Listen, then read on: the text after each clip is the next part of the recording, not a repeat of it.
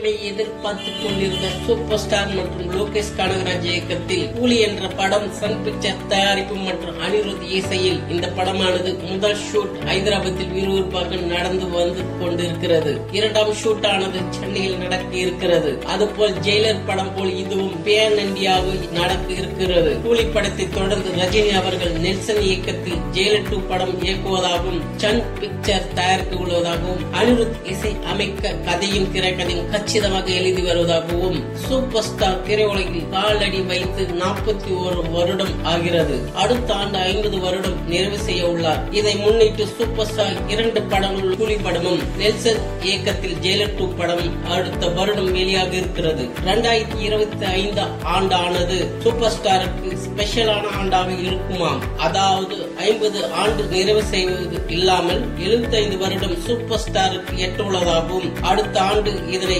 கொண்டாடும் விதமாக 2 படமாகவும் வெளியாகும் என்று எதிர்பார்க்கப்படுகிறது. இது போன்ற சூப்பர் ஸ்டார் பற்றி வெளியாகும் அனைத்து செய்திகளும் உடனே அறிய டே பை டே ஆடியன்ஸ் சேனலுக்கு சப்ஸ்கிரைப் செய்து பெல் பட்டனை அழுத்தும் போது நம்ம வீடியோவை மிஸ் பண்ணாம பார்க்கலாம்.